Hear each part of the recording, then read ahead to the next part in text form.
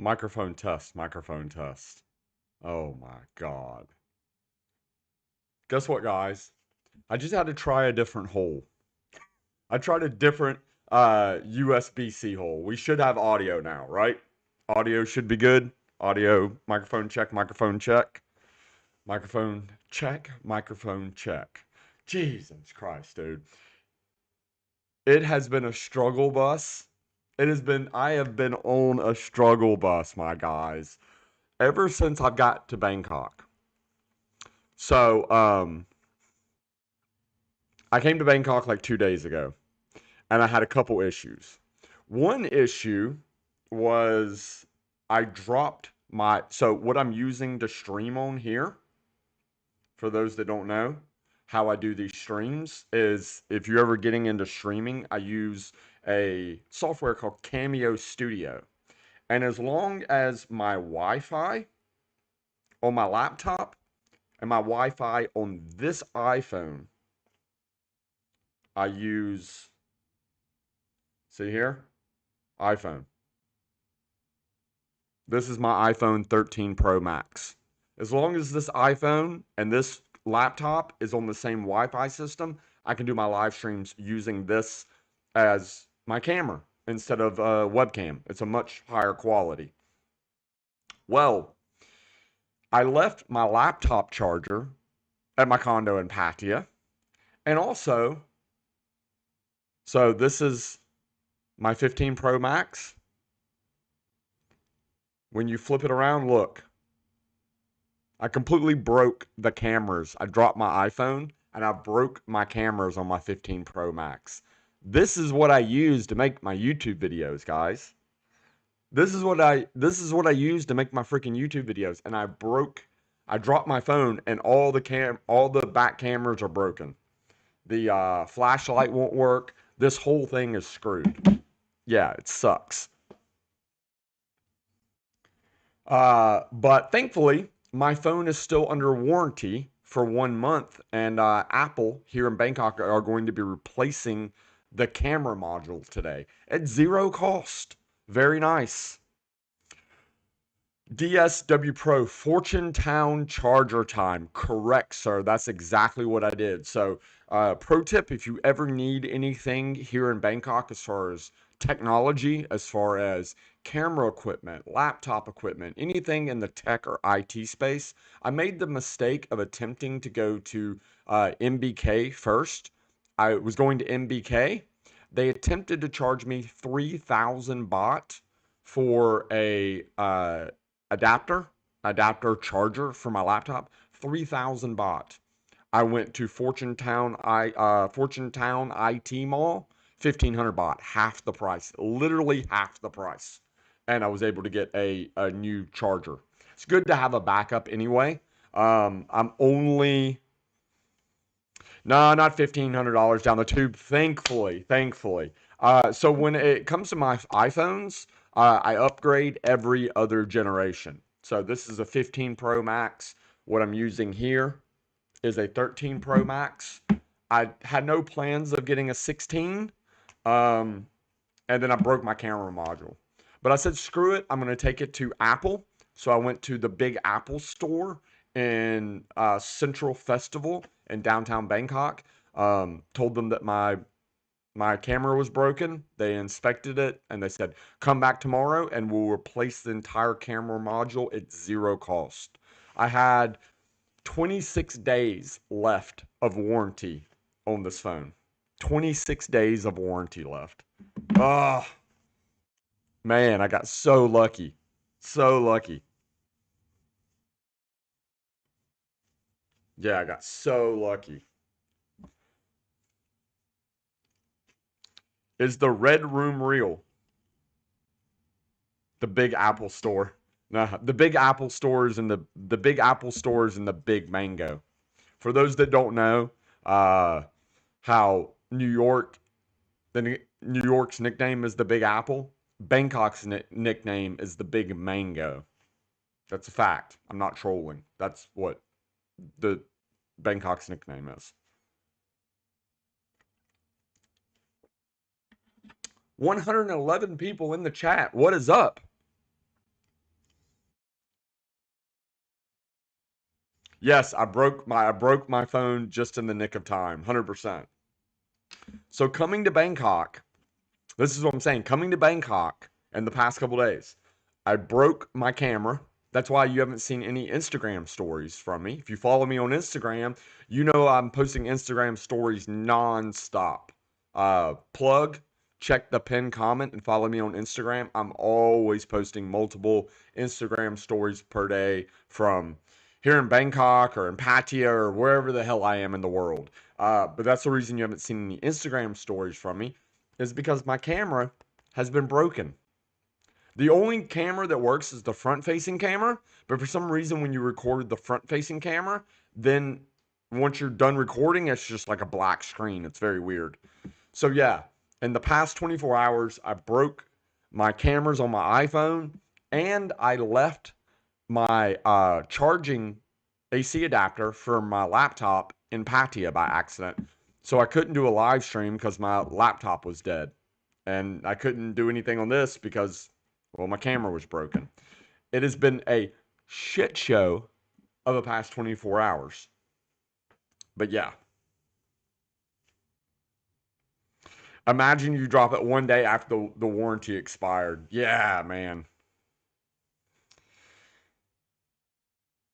So technically, you've broken one phone, two cream pie. I know, man. I've been back here a month. I broke my 15 Pro Max and my car. Holy crap!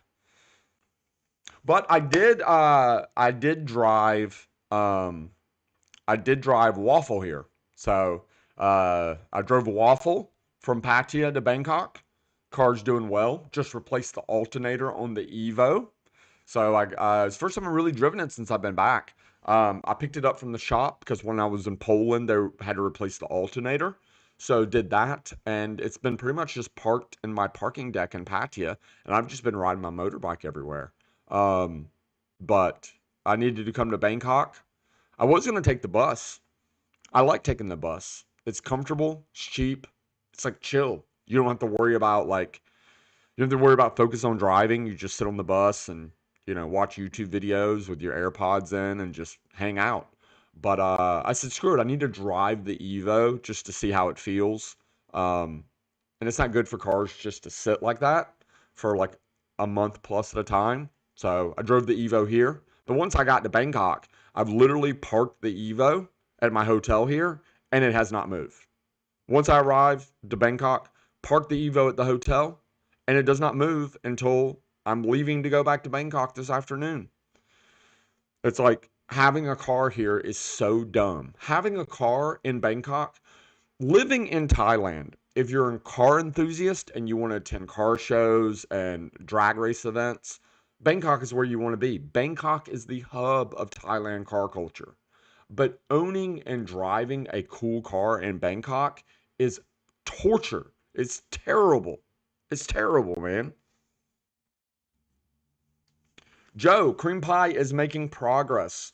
So I've been on the emails. I'm getting a very nice set of very high end set of coilovers for cream pie. As you guys know, you probably saw the video. For the past couple years on the E30, I've been running Olin's coilovers. I'm doing a major suspension upgrade. When I crashed the car, the driver's side front Olin's coilover snapped in half. So we're doing a major upgrade on the coilovers. I know Olin's is a nice set of coilovers. What I'm getting, next level. Like really high end, custom spec, you know, custom built for my car. Really nice suspension. So yeah, even in Central Pattaya is a terrible place to drive a really nice custom car as well. That's why I mean honestly, when I'm in Pattaya, uh, I'll go out for a drive once or twice a week, and when I go for a drive, I head south. I head down like you're going to Utapao Airport, like down in that area, and like inland where you have some decent roads. But most of the time, for like A to B transportation in Bangkok, I mean in Pattaya, I'm on my Yamaha X Max. I'm on my X Max 300 almost exclusively.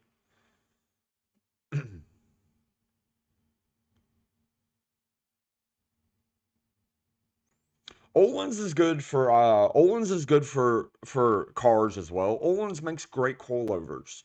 But they are a off the shelf coilover. You order you buy a set of Olin's for an E30 and you get a set of Olin's for an E30. It's not like so the coilover system that I'm getting, I'll go in more in detail about it soon once the deal is worked out. But it's when you get a set of coilovers for an E30 from this company, they go, what engine's in the car? So they know the weight distribution. What tire do you run on the car? So they know how aggressive to make the spring rates. Is it a drag? Are we losing connection, guys? Did we lose connection? My OBS software is freaking out. Olin's are great. They're great. But the coilover system that I'm getting is fully custom built to spec coilovers. They're very, very nice. Connection is bad.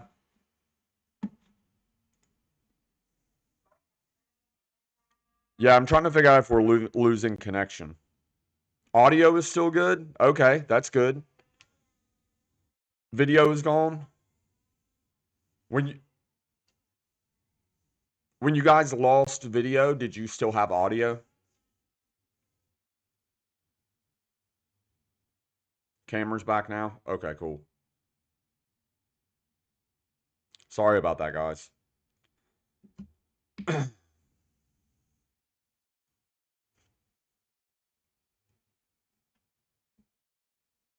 Good, thank you. Even when we lost video, could you still hear me?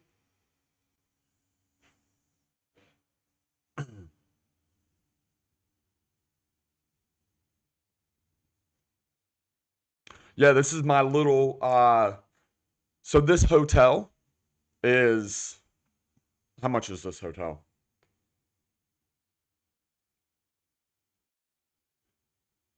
Obviously I'm not, obviously not going to tell you what hotel it is currently because I'm still here, but this hotel is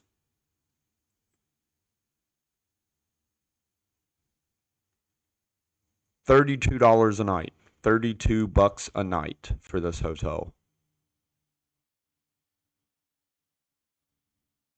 32 bucks a night and it is a 5 minute back.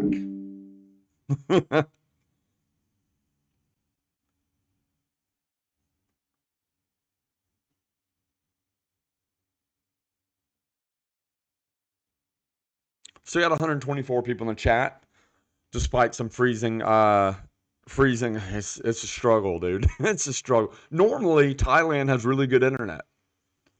Normally, Thailand has fantastic internet, even at very, very cheap hotels.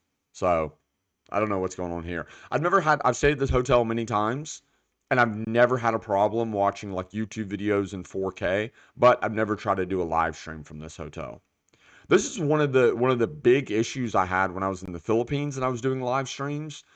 If I stayed at Airbnbs that in the Airbnb listing in the Philippines that it said it had really good internet, uh, that had good Wi-Fi, I wouldn't have a problem. But when I was traveling around the Philippines and I was staying in hotels, hotels consistently had terrible internet in the Philippines to the point where I couldn't even do live streams. To the point where I would go like a week without doing a live stream in the Philippines because I actually couldn't. Like there was times I stayed in hotels in the Philippines that were 50 or 60 US dollars, double the price of this hotel, and I couldn't even watch a YouTube video.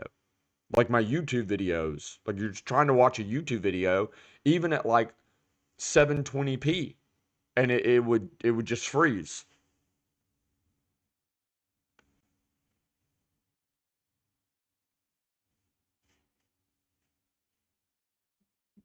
Yeah, there's a possibility I can scale the video when the internet is poor. Yeah, that is a possibility. I can't remember how to do that in OBS.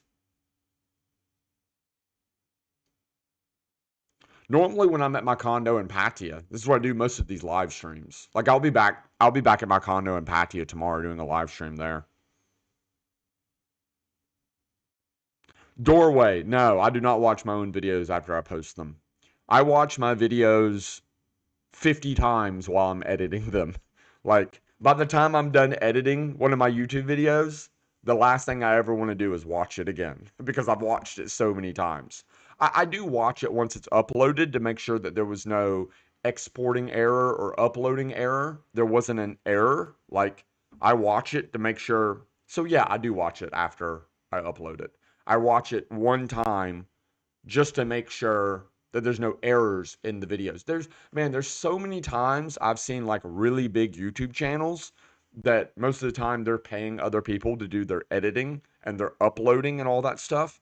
And there'll be like a black screen or there'll be like an error message or something in one of the videos and they upload it and like the people that are in charge of the editing and the people that are in charge of the logistics of getting the videos up and the thumbnails and the titles and all that stuff, they just don't have attention to detail and they just upload the video and it just, yeah. So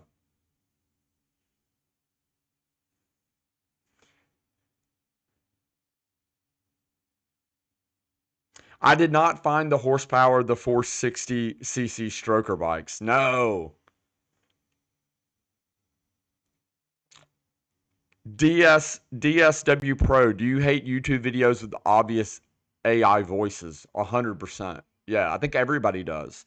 Because the thing about YouTube is supposed to be personal. It's supposed to be that connection from viewer to a real person. Like I'm a real person that makes YouTube videos. When you watch something like Netflix or Hollywood movies, they're not real people. I mean, they're real human beings as far as actors, but they're playing a person that's not real. When people watch YouTube videos, they want to, you know, they want to have a connection with a real human being that's not an actor. And an AI voice is like the complete opposite end of that. But that said, I mean, VTubers are becoming a massive thing. So, me personally, and I think most of my audience probably don't like AI voice generated content on YouTube, but a lot of the newer generation don't care. You know, a lot of the people that are younger, they don't care because I mean, VTubers are a massive thing. I mean, VTubers are huge, dude. Chad, what's your favorite classic Top Gear segment challenge? Dude, Vietnam motorbike tour, 100%. The Top Gear Vietnam motorbike tour series is, in my opinion, the best piece of content to ever be released in the world. I mean, it's better than anything that's ever been put on TV. It's better than any movie series. It's better than anything that's on P Hub, OnlyFans, YouTube, whatever. The Top Gear Vietnam Motorbike Tour Series is the best piece of content to ever be put into the world, in my humble opinion.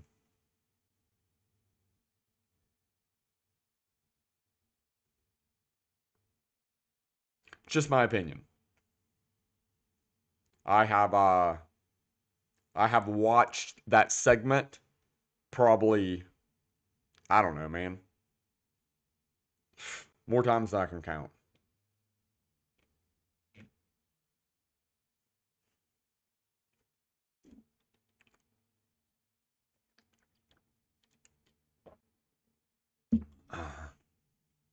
Many celebs vlog on YouTube. Yeah, that's true. Um, Will Smith made some pretty good videos.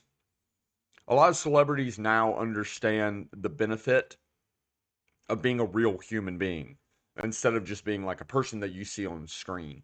So, yeah. 136 in the chat. That's pretty legit, guys.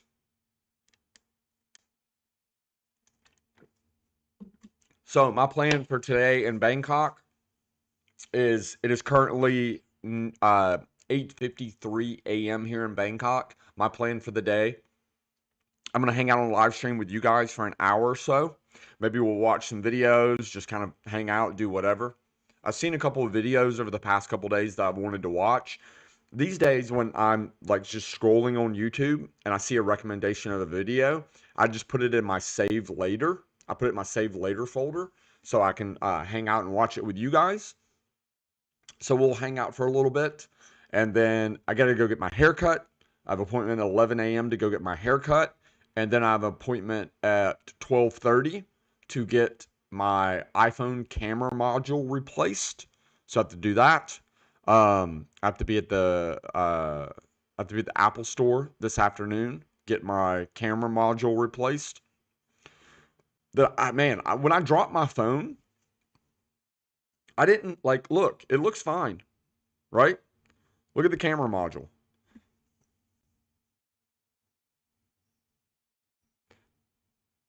Woody the Hoodie, definitely, man. Steven, this room is 32 bucks. 32 US dollars a night, Steven. Camera module looks fine. No problem. Screen not cracked at all. But somehow some reason broke the camera module. And then after that, I am officially headed back to Pattaya. Happy ending haircut. I cannot believe how cheap a haircut in Thailand was. Yeah, man, you can get you can get a really really good haircut here for like I don't know 6 to 10 US dollars depending on where you go. 6 to 10 US bucks you get a haircut. Add another $3 to that for the tip. You're in it. It's one third the cost. So the thing is about Thailand and Southeast Asia in general, anything when it comes to human labor is really cheap. So if you need a driver to like drive you from Bangkok to Pattaya, or you're getting a massage, or you're getting your hair cut, or you need a maid, or you hire a personal chef, anything to do with human labor is extremely cheap here. So it's like it's crazy. I mean, these days to get a haircut in the U.S., it's 20 to 30 bucks. You know, so I get a haircut, shave, ear, nose wax for like 12 US dollars. Yep, for sure. Is tipping expected in Thailand? It depends on where you go. For like a haircut, yes. Um, but the tip is like 3 US dollars, 100 baht, which is actually $2.80, is a really big tip. That's a big tip. Like a normal tip for a haircut is like 50 baht, which is like $1.50. That's a that's a normal tip. It's like 50 baht. If you go out to a restaurant, if it's a little like the normal restaurants that I go to that I have lunch at, where you go and have like Thai food, it's like you sit on it's an open air, non-air conditioned little mom and pop Thai restaurant where you sit on little plastic chairs and you have fried rice and chicken or pad krapao or something, and it's 2 to 3 US dollars. You don't tip there. If you go to like a high-end restaurant, like last night, me and a couple friends went to a really, really nice uh, American barbecue restaurant in Bangkok. And it's like a really nice high-end restaurant. American barbecue. I had a couple old fashions. Then yeah, you leave a tip there. But once again, the tip is way cheaper than what you would leave in the US. Like, I spent like for for some really high-end American barbecue and a couple old fashions, it was about $30. And like the tip there is 10%. So 100 baht. So again, like $2.80. Where in America, you would tip, you know, triple that.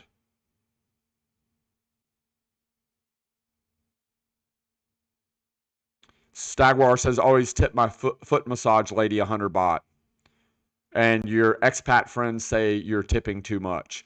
So yeah, like when I go get a massage, I will tip the massage. If I'm going to the massage place that I'm going to go to all the time, I'm going to tip the massage lady 100 baht.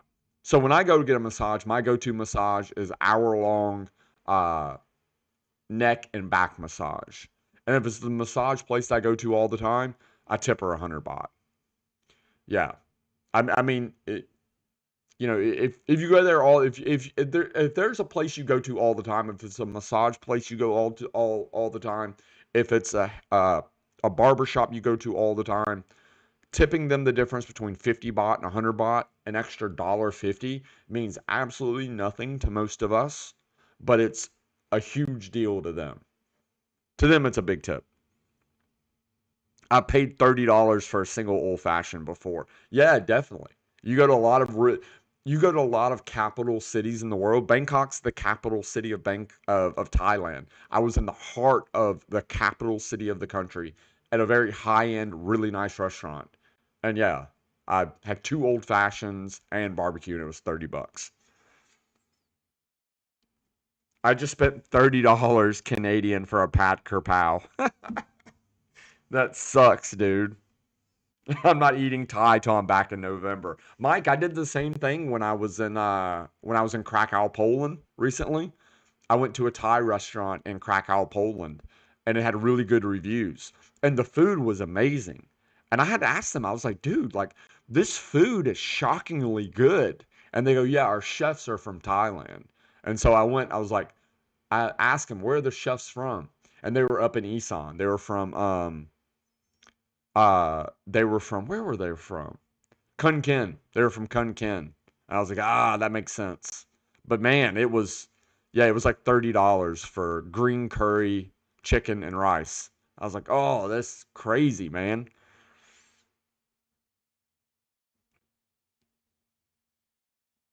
USA to Thailand,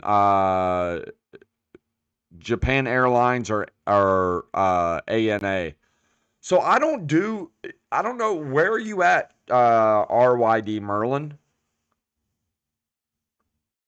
So the thing about flights from US to Thailand, me being based originally from Atlanta, my best flight was always a partnership between Delta and Korean Air. So it was always Atlanta to JFK, JFK to Seoul, Seoul to Bangkok, or Atlanta to Seoul, Seoul to Bangkok. So maybe you're on the West Coast. Yeah, where are you flying from? Yeah, where are you flying from? You're in Chicago. Okay. You know, I can't remember what ANA is. Um, what's ANA? I know it's a Japanese airline, but I flew ANA Airlines at one point where I had a layover in Tokyo, and it was okay. I didn't have any complaints. I've never flown Japan Airlines. Yeah, okay, yeah, that's what it was. Nippon. Yeah.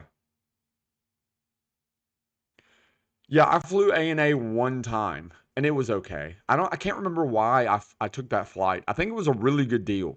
Because back when I was would split before the pandemic, when I would split my time between Thailand and the US, a lot of times I would just check flights, like just out of curiosity.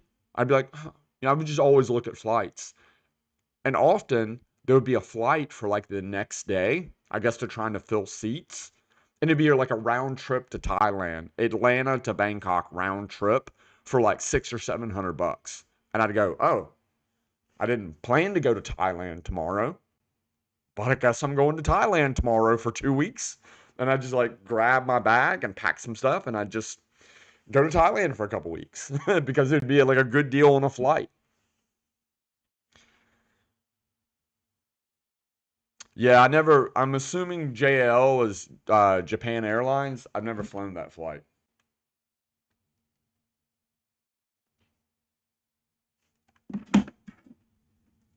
166 in the chat this morning. Doom, da, doom, da, doom, da, doom.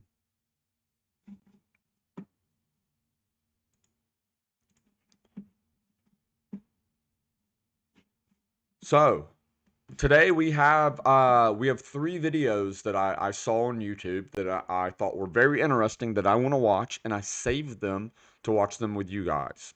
We have one video about how one man rules Asia's Golden Triangle. So I've personally been to the Golden Triangle. If you've never been before, it's where Myanmar, Laos, and Thailand meet, and uh, it's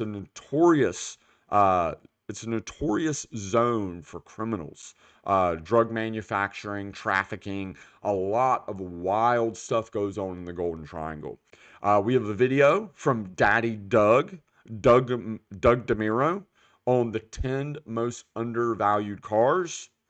And we have a video about what is apparently the coolest retro Lamborghini resto mod that is now in existence. So basically, someone took a Lamborghini and essentially gave it like the Singer 911 treatment to a retro Lambo. So these are three videos that I saw that I really wanted to check out with you guys. So yeah, like I said, today we're just kind of hanging out here in Bangkok, chatting with you guys, watch some videos. So we are going to start this with Daddy Doug. Serge was just at the Golden Triangle in his latest video. Nice. Yeah, I know he's on a motorbike tour. He did not learn from my mistakes. Doing a motorbike tour in the middle of monsoon season is a terrible idea. I've done it before. Terrible idea. Absolutely terrible idea.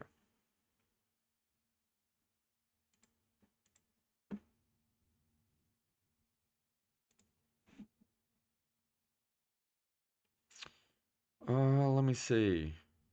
What is going on here? Black screen. Yeah, I've been watching. Yeah, I've been watching what they're doing with the 240 on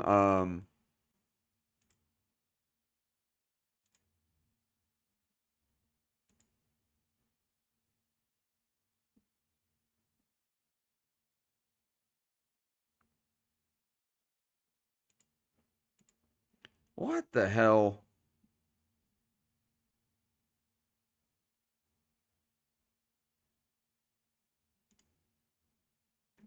We got to fix this because we just have a black screen going on here.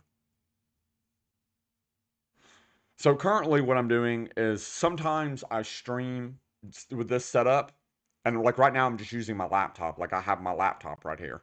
But normally when I'm home, I have my laptop, but I have a monitor plugged into my laptop. So we have like different like inputs going on here. So I'm trying to figure out what the hell is going on. Work with me, guys. Struggle bus, struggle bus.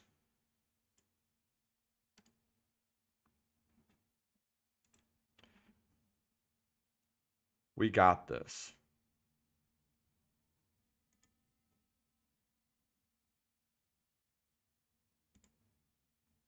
Oh, yeah, buddy. See? We got it. We just need to.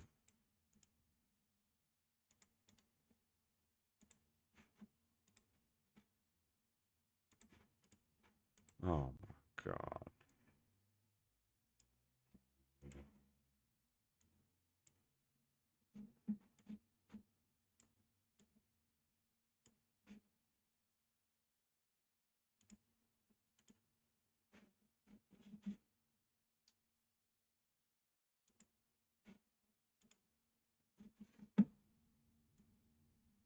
There we go.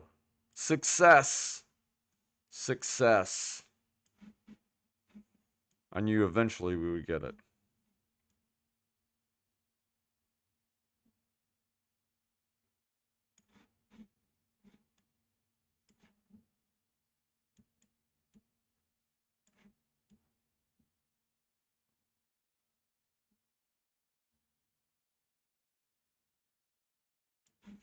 Okay. This is We have Doug audio. DeMuro, and today we're going Yeah, to we got talk audio. about undervalued sports cars. And what I mean. So this is something that I'm always interested in because I love cars, but I hate spending money on cars.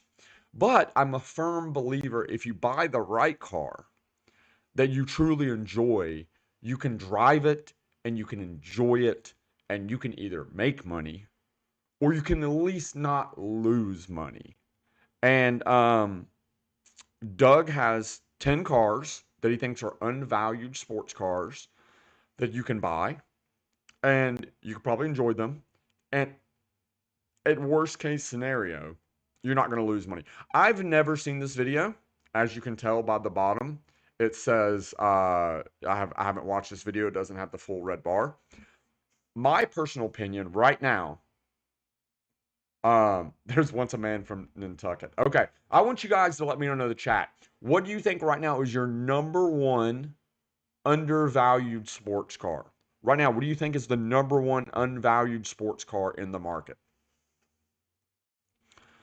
Mine is the C6 Corvette Z06. 7-liter, naturally aspirated V8 with a 6-speed manual, rear wheel drive, 3,000 pounds. 427 cubic inch, 3,000 pound, 6-speed manual, analog, rear wheel drive sports car. That is my opinion for the best undervalued sports car in the market these days. What do you think? S2000?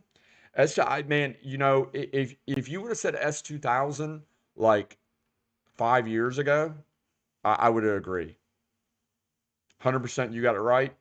Yeah, the LS7, 100%. C6 Z06. I have an '09 Z06, love it. Yeah, man, I'm sure. Man, great cars. C5 Z06 as well. Bro, you can buy a nice, low mileage, well taken care of C5 Z06 for like 20 grand. Like, that is such a great car for 20 grand. S2000 overpriced. E-Type Jag. 89 BMW 635. Yeah, that's a cool car. Miata's always the answer. Yeah, you know, I mean, if you buy like I think if you can pick up like especially if you can get like a Mazda Speed Miata, like the factory turbo Mazda Speed Miata. Loving cars and living in Thailand is harsh. You know, you can the right cars in Thailand. You know, maybe I'll do a video, the 10 most undervalued cars in Thailand. I think that would be a good live stream. We're gonna do a live stream about coming soon about the best undervalued cars in the Thailand market. So we'll do that. Early 2000 Boxsters. Yeah, that's a great choice. That is a great, yes, Stagwar, great choice. Golf GTI. Yeah.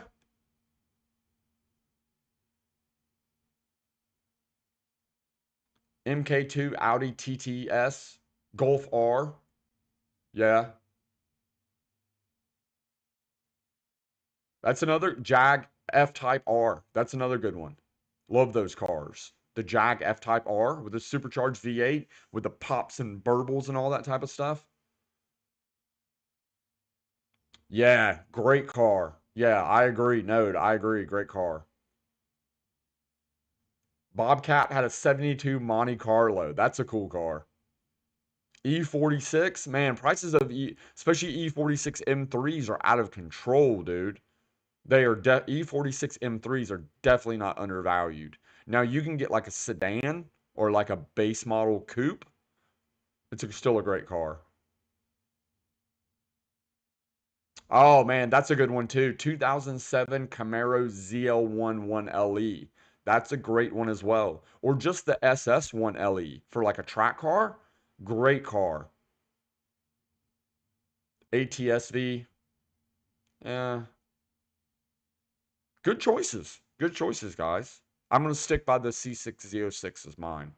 But we'll see what Daddy Doug has to say. By this is sports cars that are awesome or excellent or fantastic or better than their current market price suggests they should be. I'm not talking about cars that I think are going to shoot up in value in the future because they're underappreciated by the modern car enthusiasts. I mean cars that aren't necessarily going to become more valuable, but just for the price you pay, it seems to be undervalued for the experience that these cars deliver. I haven't got this list ranked. I'm going to just do it alphabetically, but these are the sports cars that I think are undervalued, that are better than what they cost. Let's do it. This guy's so rich. Today's video is sponsored by Cars and Bids, which is my online car auction website for modern enthusiast cars. What's crazy about this is Doug DeMuro's YouTube channel is being paid for this ad placement by Doug DeMuro's auction site. It's like one hand paying the other hand. So far, Cars and Bids has sold almost $500 million worth of cars. All sorts of special, interesting stuff like this and this and this and this. So, if you're looking to buy or sell a cool enthusiast car, do it at carsandbids.com. This and this. This is nobody mentioned this. This. Undervalued sports cars. Early Vipers. The V10, they sound like a tractor. They do sound like a tractor. But how cool is that car for like 35, 40 grand? It's not. The C606 is a way better car, like from a driver's perspective. But how cool are these cars for like 30, 35 grand? So, if you're looking to buy or sell a cool enthusiast car, do it at carsandbids.com. Okay, starting my list of undervalued sports cars. Again, this isn't ranked, it's actually alphabetical. And so I'm going to start with the Aston Martin V8 Vantage and the DB9. The used V8 Vantage and DB9, and particularly early models from the kind of mid to late 2000s. I wouldn't want to deal with the maintenance. I put both of these together on this list because they actually cost about the same. You can kind of have your pick between a V8 Vantage or a DB9 for around the $40,000 mark. High 30s to 40 to low to mid 40s will get you into a pretty nice V8 Vantage or DB9. I gotta say, it looks like it's $100,000 that's a pretty good deal when you consider what these cars are. In the case of the DB9, you get a V12, an absolutely beautiful luxury cruiser, a great sound, a gorgeous car. In the case of the Vantage, for the same money, you also get a gorgeous car, a little bit less beauty and a little bit more sporty, performance-y, tossable, kind of fun driving experience kind of thing. The Vantage is more common to find with a manual transmission. The DB9 is more common automatic. It's sort of a pick your poison. Do you want the V12 luxury Grand Tourer or the V8 kind of more sporty, tossable car? Either way, you can get them around 40 grand. And although I wouldn't normally list these vehicles as, you know, undervalued, considering, yeah, they're cheap, but they're unreliable. The truth is that when you look on Cars and Bids, we get these submitted to us pretty commonly with 70, 80, 90,000 miles on them. This one, look top corner here, with 71,000 miles. It's sold for $31,500. $31,500. It's a V8 Vantage with a 6-speed manual. For $31,000. That's a pretty sick car for $31,000. Like, you drive that down the road and people just automatically assume it's a $100,000 car. You take that, you lower it, put some cool wheels on it, put an exhaust on it, man, that's a sick car. Again, kind of worried about the maintenance, you know, especially in the US with the cost of labor of shops that would work on a car like this. You would have to be concerned about that, but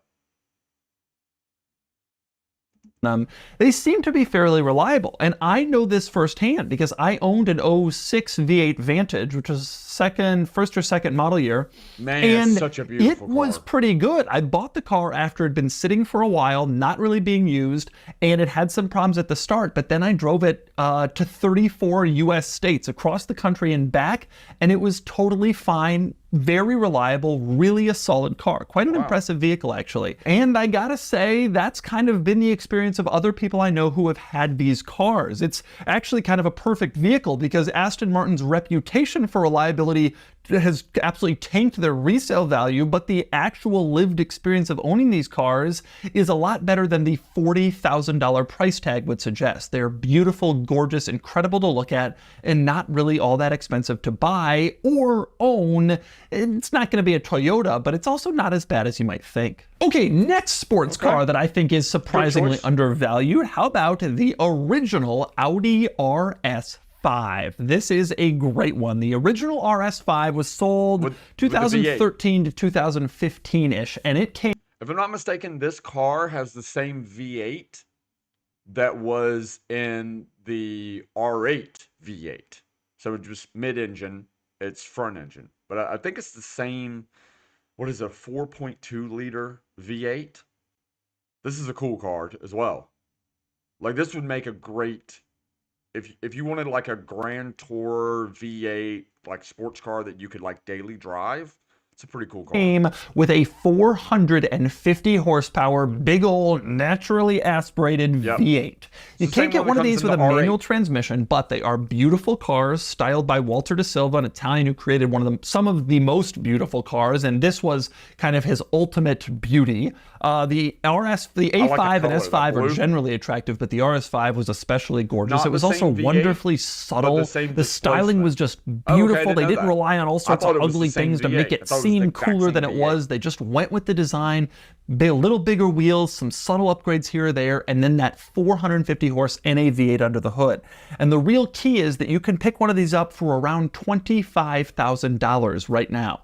And that's a pretty good deal for a low production, only made it for 3 years, rare, special car that certainly didn't continue in production in this form. You know, the next RS5 had a turbo V6. It was technically faster or whatever, but the original one with the big old V8, that's the cool one. Short production run, beautiful car, and surprisingly inexpensive. And that leads me to my very next undervalued sports car, which is the Audi TT RS, and specifically the original TT RS that was sold in the States, which was like 2013, 14, 15, also about... Somebody in the comment brought this car up. I think the problem with this car as far as like resale value is the TT suffers the same reputation as like the Miata. And it's very much seen as like a, I don't know, like a girl's car or like a hairdresser's car or something like that.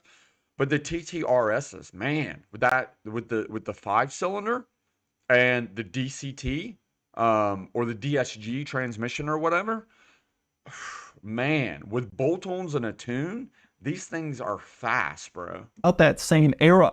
This car has a turbo 5-cylinder with 360 horsepower. That is a big number for a car the size of an Audi TT. You can go from 360 to 500 horsepower in this car with like downpipe, exhaust, and a tune, and like E85. I know a girl who brings the TTRS to the track. It's fast. Yeah, they have a reputation of being like a girl's car for whatever reason. Short production run, very rare car. They were manual transmissions, and it's an Audi RS car. You know, a lot of enthusiasts like to knock the Audi TT. Oh, it's small and it's got the soft, curvy styling. It's not an aggressive sports car. Well, this one had 360 horsepower, turbo 5-cylinder, manual transmission. This thing went, and it was really rare and really special. And these days, you can easily pick one up in the low $30,000 range. And this car will absolutely hang with BMW Z4 and coupe type vehicles. It was a very special, very desirable, very rare car, and frankly, a pretty beautiful one as well. If you get past the, oh, it's a TT stereotypes and really look at what the TT-RS specifically is, it was a very special car, and I think that it's undervalued considering the experience you get. The fun, the speed, the performance, and the rarity. You're very rarely going to encounter another one on the road or at Cars and Coffee or anybody else who has one. It really is a special car. Next one on my list of undervalued sports cars, at least for the experience that you get, the E82 BMW 1 Series. So this was the original BMW 1 Series, sold from like the... I can't believe no one brought this up. I didn't think of this one either. These 135i's, man, it's such a good... As far as modern cars go, they've just gotten so big. And these 1 Series are like the perfect size. Like they're small, nimble, decently lightweight, and you can get one of these 1 Series, the 135s, for super cheap. And once again, just like the TT-RS, you do intake, downpipe, exhaust, and a tune, and they are fast.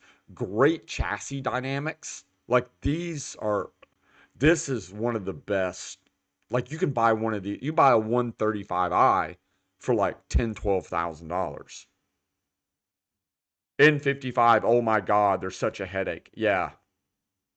Yeah. The reliability is definitely a concern with this car. 100%, I agree. Of undervalued sports cars, at least for the experience that you get, the E82 BMW 1 Series. So this was the original BMW. So I have a friend that has one of these 1 Series, but it's not a 135. It's like, it's not the 1 Series that has the N55 in it. It's like more of like the base model. And he tracks the hell out of it. He bought it for like $8,000, gutted it, put a roll bar in it, put super high quality coilovers and, good brakes on it and sticky tires, and did like an exhaust and a tune, and that was it. And pretty much left it alone. And he beats the crap out of it. Like at least 1 or 2 track days a month in this car. And his 128, yeah, his was a 128, not a 135. W1 Series. A 128 with basic bolt-ons has the same power to weight ratio as an E36 M3, except it's better chassis, interior, reliability, and they're way cheaper. Yeah, that's what he has. Yeah, he bought one for like $8,000. From like the late 2000s up to 2015-ish, something like that. I think that BMW has a fantastic history of making high-performance little cars. And even though there's been a lot of complaints that over the years, BMW vehicles have grown larger and larger, which is true. The 3 Series is now the size of the old 5 Series, et cetera, et cetera. You hear those complaints. BMW still stays true to their tradition of making good little cars every so often. And so, obviously, the most famous one is the 2002 from the 1970s, but then you had the E33 series in the late 80s and early 90s, and I think in the 2000s, they kind of brought it all back with the E82 1 Series. In the States, this was only sold as a coupe or a convertible, which really helped to drive home the point of the sportiness. In other markets, it was sold as a hatchback, and with some smaller powertrains and really... We had these here. I've thought about buying one of these as a daily driver here in Thailand. We have the 1 Series hatchbacks. It's like a 4-door like hatchback here. We have these here in Thailand. I want one of them so bad. Really meant to be more of a practical car, but here it was all about performance and excitement, and it's a fun car. It is a really thrilling car to drive in the spirit of the original old school little tossable BMWs like the 2002 and the E33 series. You can pick up an E82, an early BMW E82 1 Series, specifically a 135, the most powerful version that they made short of the M car. You can pick up a 135 for $9,000 to $11,000. This is going to be an automatic with high miles, but you get the point that I'm making. If you spend $14,000 or $15,000, you can get a car that's been sorted with good miles, a manual transmission, and really have fun. And everybody talks about how E30 3 Series models are basically impossible to come by anymore. It's cheap. They used to be so plentiful, and then people turn them into track cars, or they crash them, or they get destroyed, or whatever, and that doesn't exist anymore. Well, I would submit that it does exist in the case of the E82. Doug, why are you the 1 talking to Series me? is that next level of that car, and it's getting down to that price point. When you start talking about the $9,000 to $11,000 range, you account for inflation, and that's where E30s used to be when people were so nostalgic about finding them on Craigslist for $6,000. This is the E82. Now, I want to be clear, the E82 is going to have some problems, especially the 135. That motor was known to have some issues, but that's kind of like used BMW ownership, and it certainly was the case with E30s in some ways. And it's certainly the case of other BMWs, and you just kind of go into it knowing that. So you're paying the $10,000 to $12,000 to buy the car, and you know you're going to have to do some stuff. This is a car for DIY people. It's a car for people who kind of want to tinker and maybe improve performance when something breaks or when a known failure point will break. But it's still a pretty good bargain car and lives up to kind of this special BMW ethos, and it drives really well for $13,000. It's tossable, it's fun, it's fast. I really enjoy the E82. Okay, next up on my list of Man, Doug has got me. I'm going to Facebook Marketplace. I'm going to Facebook Marketplace. BMW 1 Series in Bangkok, Thailand.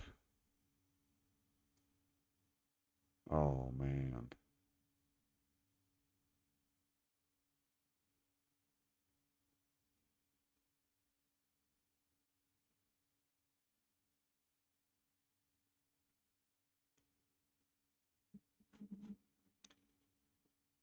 So this is currently listed on Facebook Marketplace. 1 Series 4-door hatchback. Currently listed at 450,000 baht. So 450,000 baht is about 14,000 US dollars.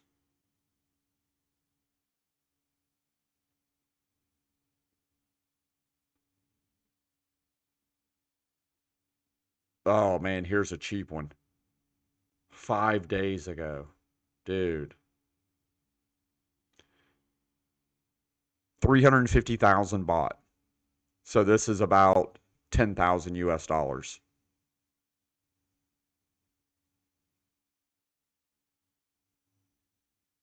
The problem here is I think most of them are going to be automatics.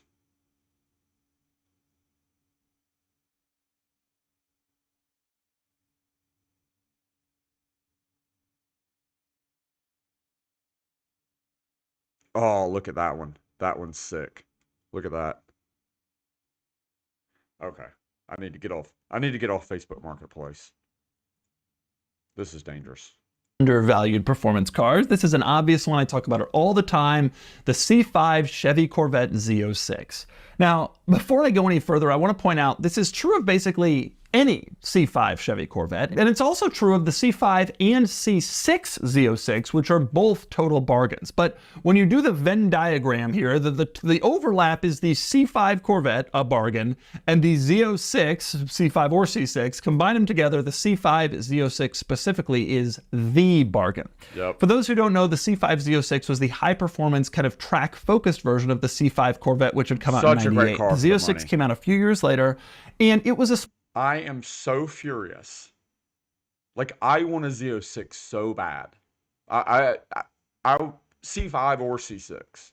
I want one so bad. It makes me so upset I can't get one here. Like eventually, I will probably buy a C6 Z06 in the US. Even though I hardly ever go back to the US, just so I can own a C6 Z06. And I will at that point I will actually go back, a couple times a year, just to take my C6 Z06 and go for a drive through the tail of the dragon, like twice a year. special car. It used its own body style that wasn't really offered on the regular Corvette. It was like a true coupe, and so it has a very special look to it, with some other special upgrades like distinctive wheels and some inlets on the side that they were subtle, but if you knew, you knew.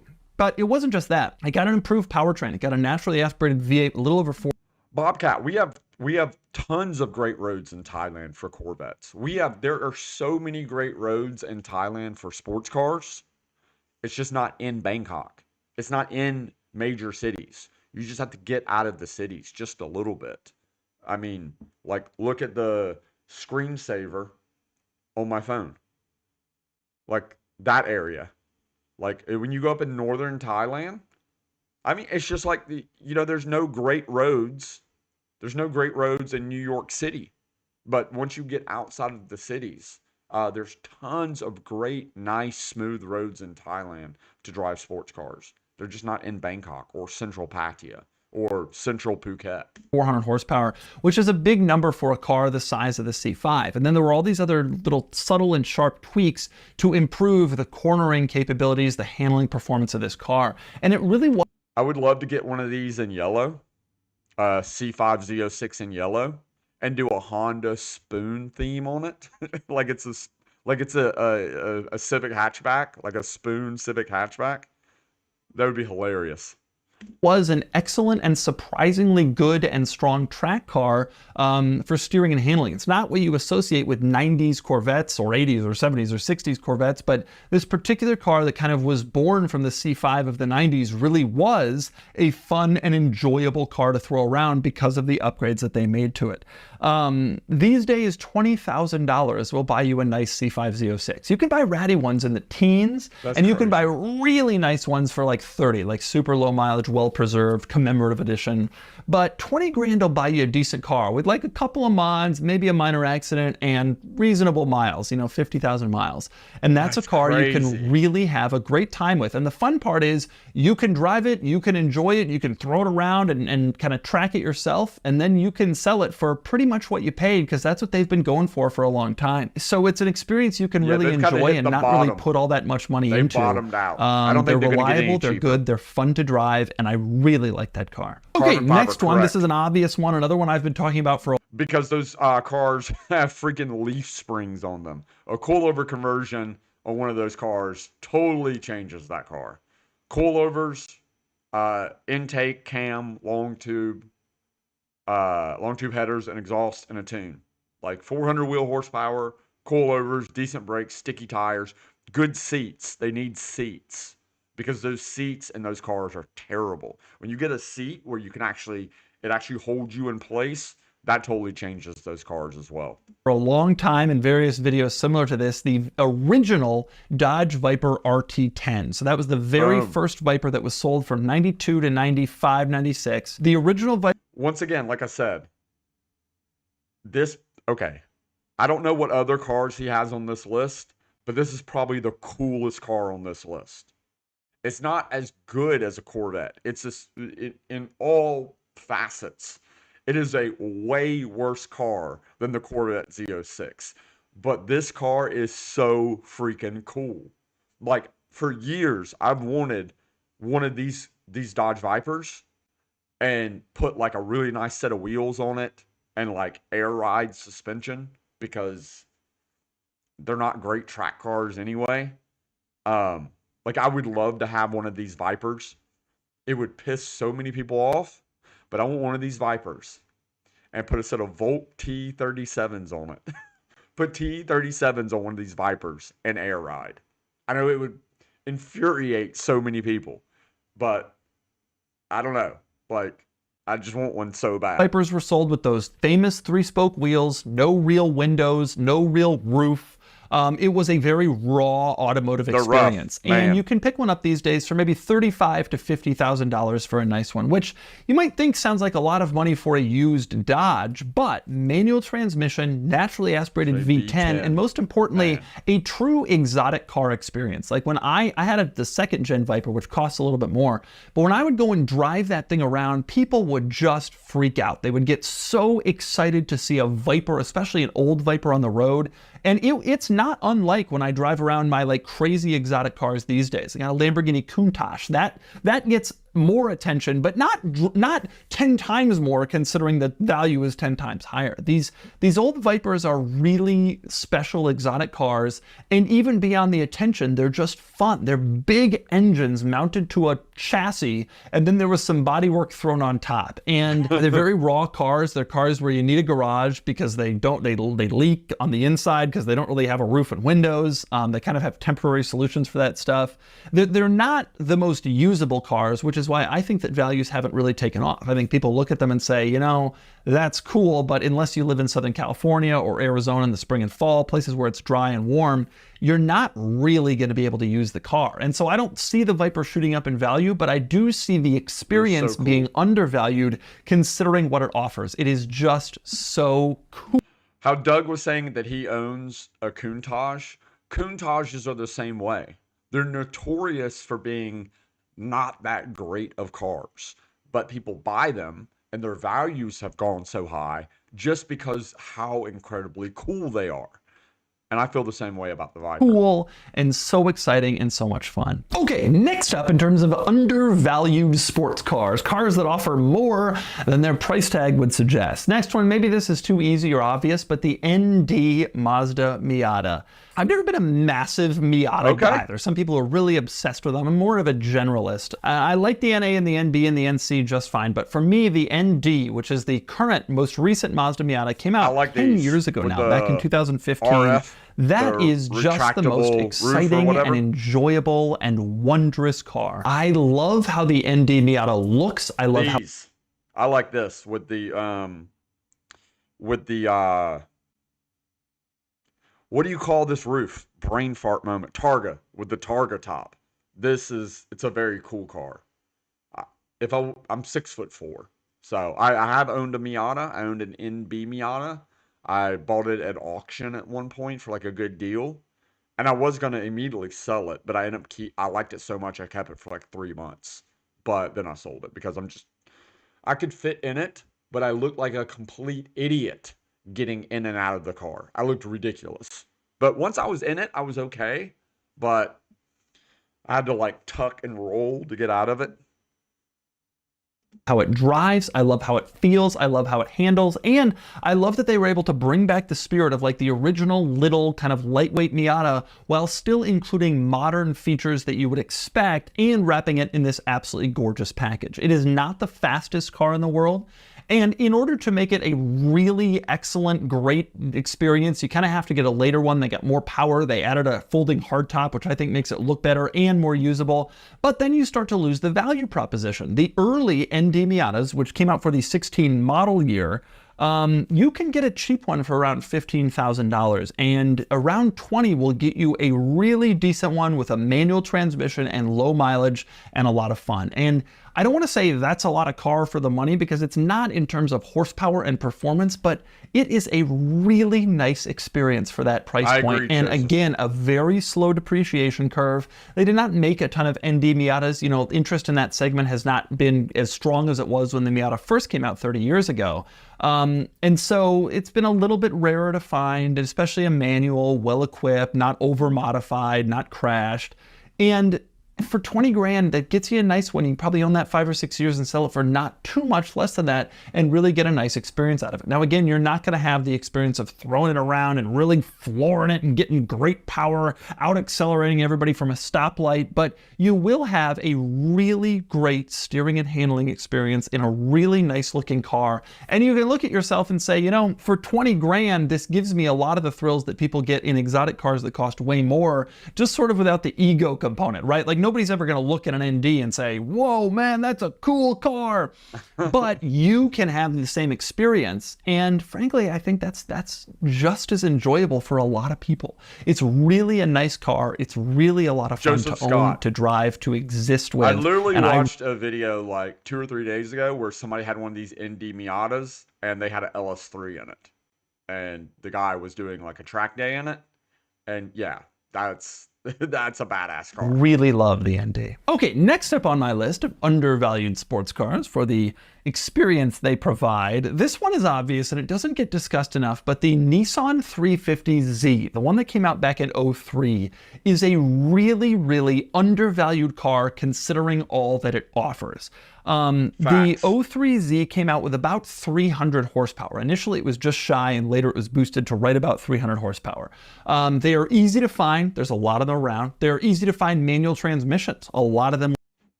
This is me.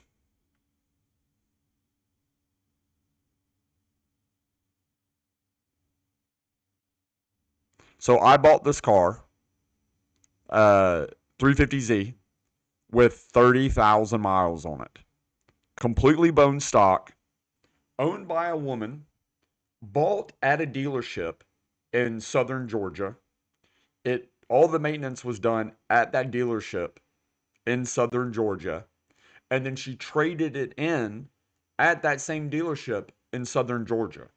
I drove down there, bought the car, bone stock, and turned it into that.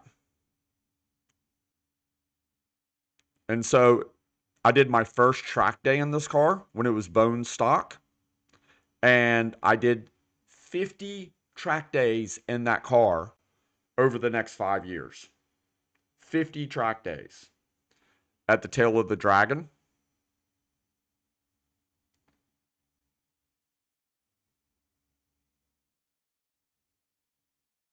Absolutely loved this car. Absolutely loved it. That was the interior. Gutted, kind of just gutted cage, Sparko seats. Loved this car, man. Some of my best times of my life driving a car was behind the wheel of this car. So I definitely agree with Doug. So the thing about the Z, the VQ engine, despite its trumpet means, is a great, reliable engine. I bought that car with 30,000 miles on it, sold it with 90,000 miles on it. All of those miles were track miles or driving in the mountains. Pretty much all of them. Like all of them were track miles or mountain miles. Um, Beat the crap out of that car. I did have to replace the transmission because of a third gear synchro issue. I was able to buy a used, uh, updated CD009 transmission, and it was like $900, like a low mileage, like used transmission, $900. I had to replace an axle and wheel bearings.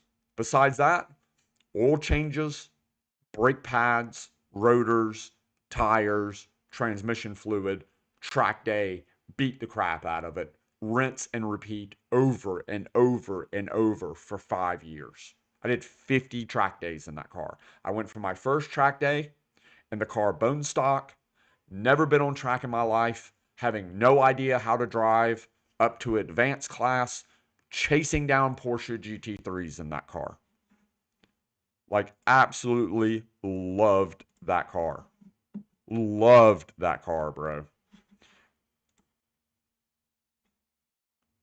Let me see. Hold up.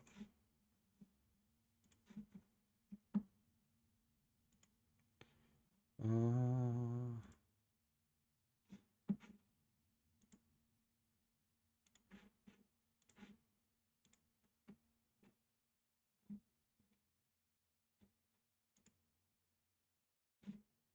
so a lot of people don't know that I've had my YouTube channel for like, man, I've had my YouTube channel since like 2013, but it was just kind of like a channel that I would post like random videos on that was like really wasn't anything. And I have a lot of videos on my YouTube channel that are private that are like stuff from like TX2K13, like just random stuff.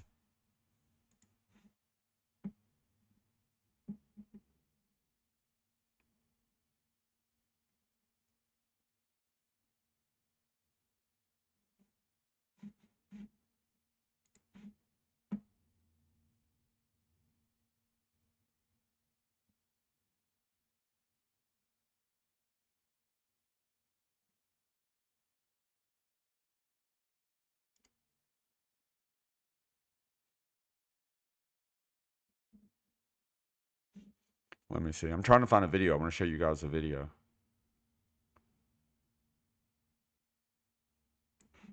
Oh, here's a pretty funny video. So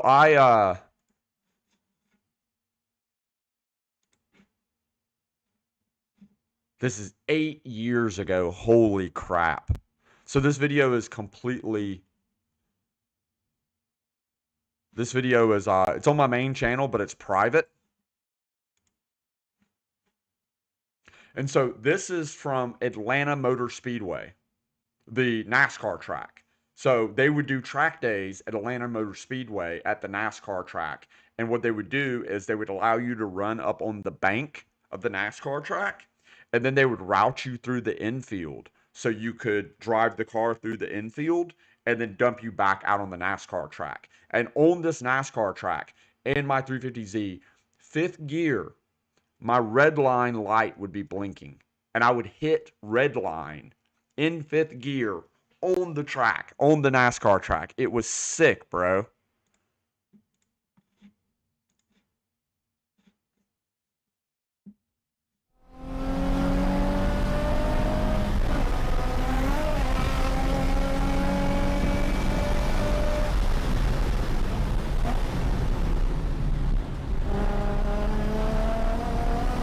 So this is going through the infield at the Atlanta Motor Speedway. And then right here is where it dumps onto the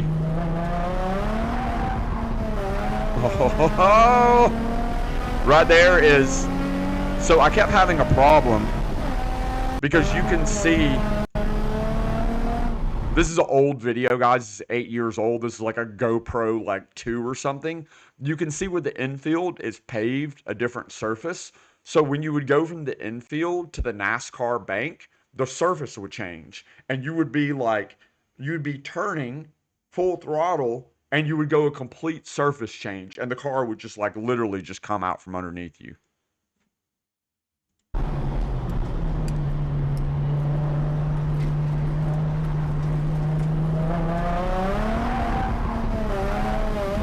And that would happen.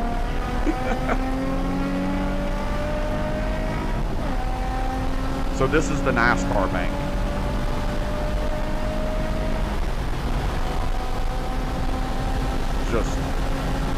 I mean, the car made 250 wheel horsepower, but it wasn't super fast. But that's top of fifth gear. And then in part of the NASCAR bank, they would route you through this little section here. So in this video, I'm showing you because I spun out. I spun out in this video. Going on to the NASCAR bank. So this is back on the NASCAR bank. It's so weird. You're like this. You feel like you're going to tip over.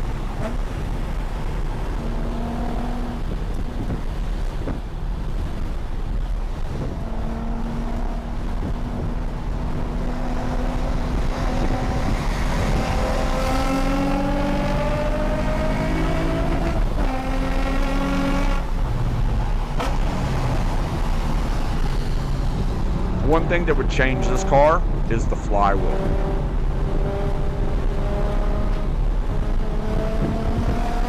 Also, right here, this part of the infield, as soon as you would snatch the third to fourth gear pull, this hill, you would literally launch that hill. For a millisecond, all four wheels would come off the ground. And you can actually hear the revs of the engine. As soon as I snatch the third to fourth gear pull, you hear the wheels come off the ground and the car just like rev. Listen closely. You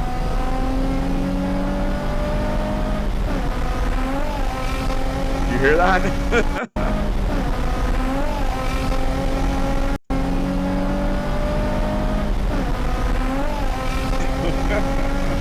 Hilarious. I think this is where I spin out.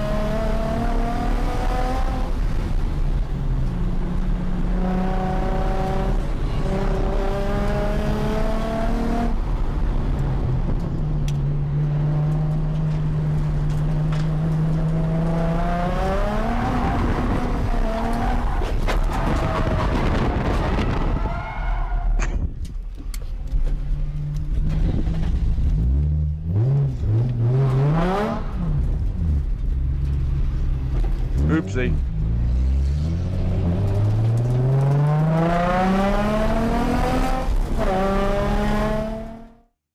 Sent it a little bit too hard.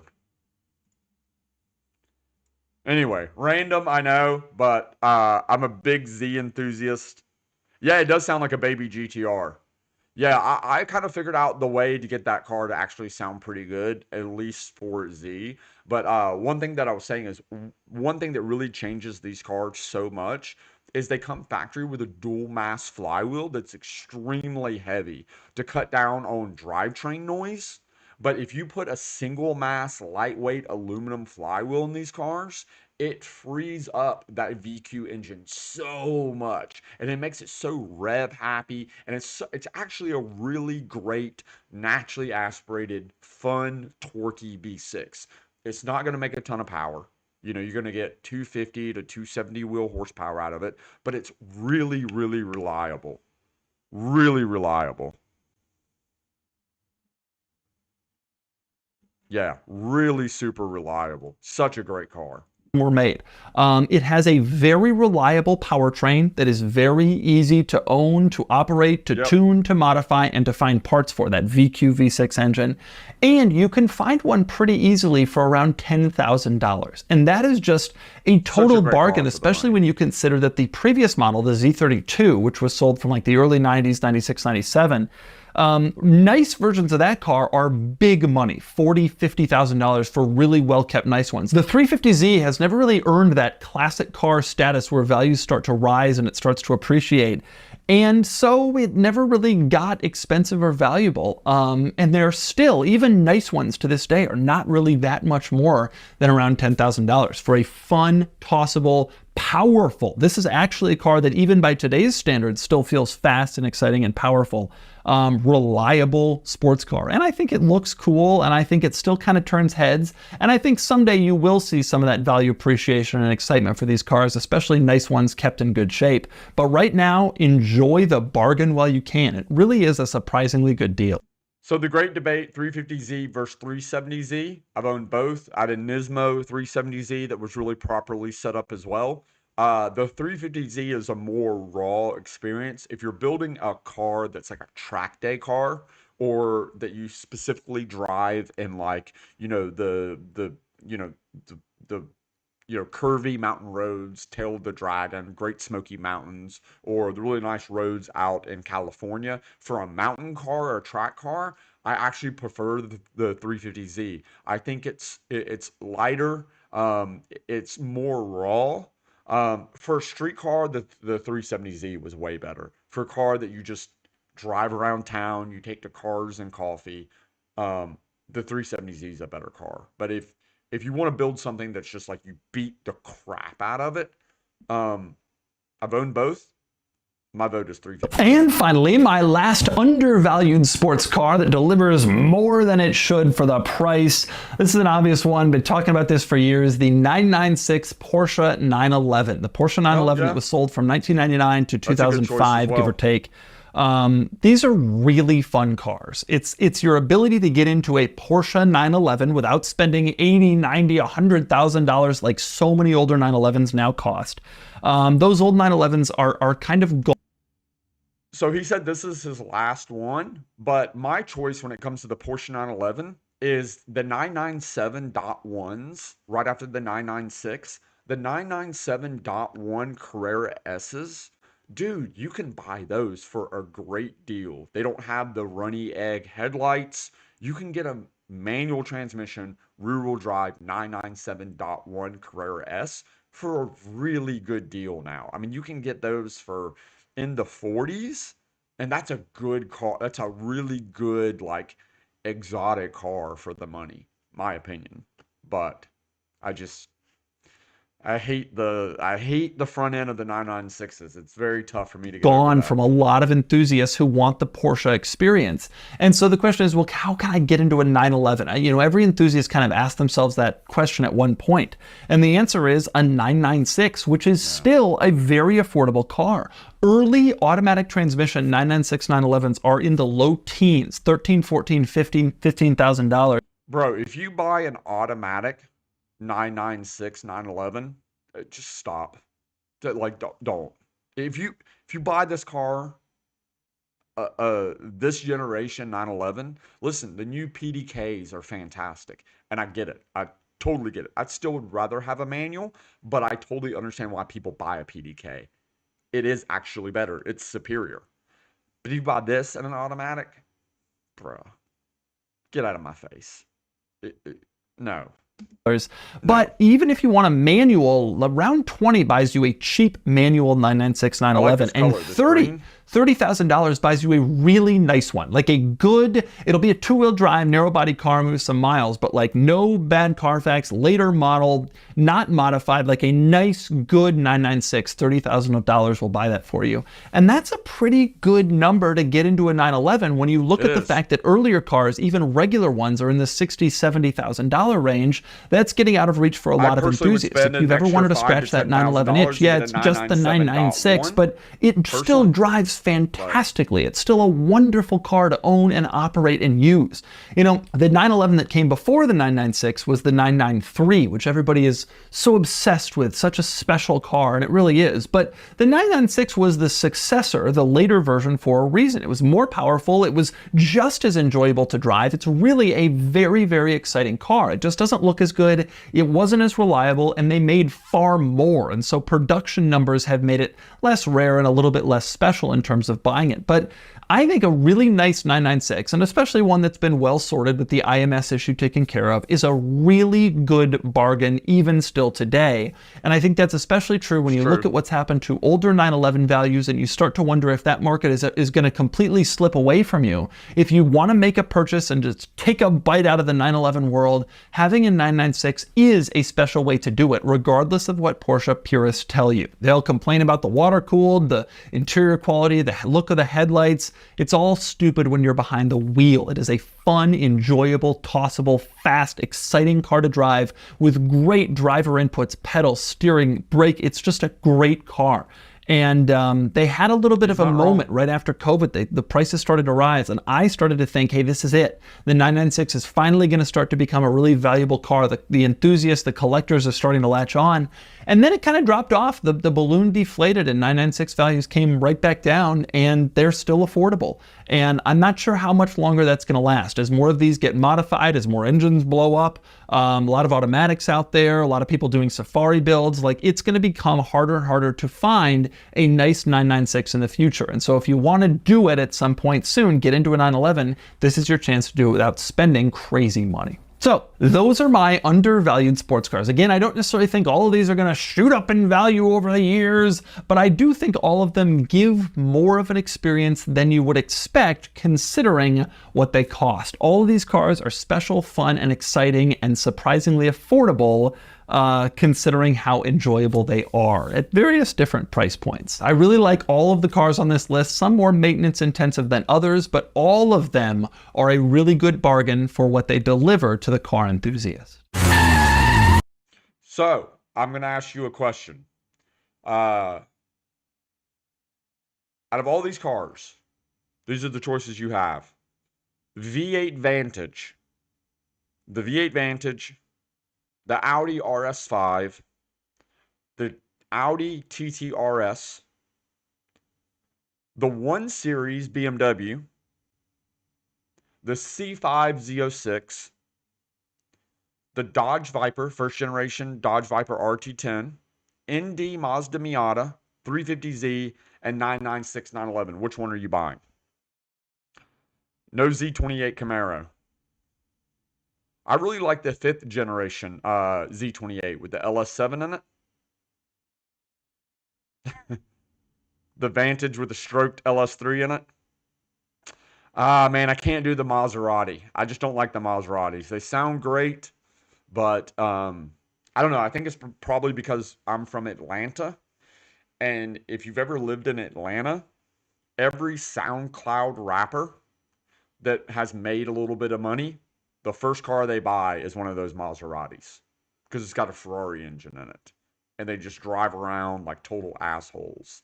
Um, yeah, I just don't. I don't know. I mean, they just have like a reputation. I guess it's probably because I'm from Atlanta, so it in Atlanta, the Maseratis have a reputation for people that are trying to be ballers on a budget, and then they get one, and then the alternator goes out, and they don't realize that it's, you know, $3,000 to replace the alternator, and just Viper, Corvette. I love Nissan, so I'd go with the 350Z. Yeah, for me, I think I'm going to go Corvette Z06, the C5 Z06. I think the C5 Z06 offers the most value for the money that you spend, if that makes sense. As far as it being cool, uh, driving characteristics, performance, for the money that you spend, I personally believe that the C5 Z06 is the most undervalued car on this list, in my opinion. Overall, I think it was a great list. The only thing that I would say that Doug was probably missing was the Camaro SS1LE. I think that's pretty much kind of the only thing that I would add to this list personally, um, because they're such great cars. They're such underrated, undervalued cars. Like straight out of the box, they're like fantastic track cars. Yeah, C5 modded is fantastic. Yeah, C5 Z06, do a coilover conversion, uh, good pads and rotors, put aftermarket seats in it, aftermarket steering wheel, bolt-on modifications with a cam, and you have a 400 wheel horsepower, 400 wheel torque, you know, sub 3,000 pound rear wheel drive, manual transmission, naturally aspirated sports car. Yeah, the Camaro is more money. It is. Yeah. Oh my God, guys. It is 10:04. It is 10:04. I have an appointment to get my hair cut in 26 minutes. We had some other videos I wanted to watch, including how one man took over the Golden Triangle and the coolest retro Lambo, but we took too long on this video because we just had too much to talk about. We watched a video of me doing a track day in my 350Z and spinning out. So we're going to save those videos for maybe tomorrow's live stream. Still got 121 people in the chat. That's pretty good. That's pretty good. But regardless, yeah, I got 26 minutes. I got to go get my hair cut. Then I have to head into Bangkok to get the camera replaced on my iPhone. And then I am headed back to Pattaya. So I appreciate you guys joining me on this live stream. But I got stuff to do.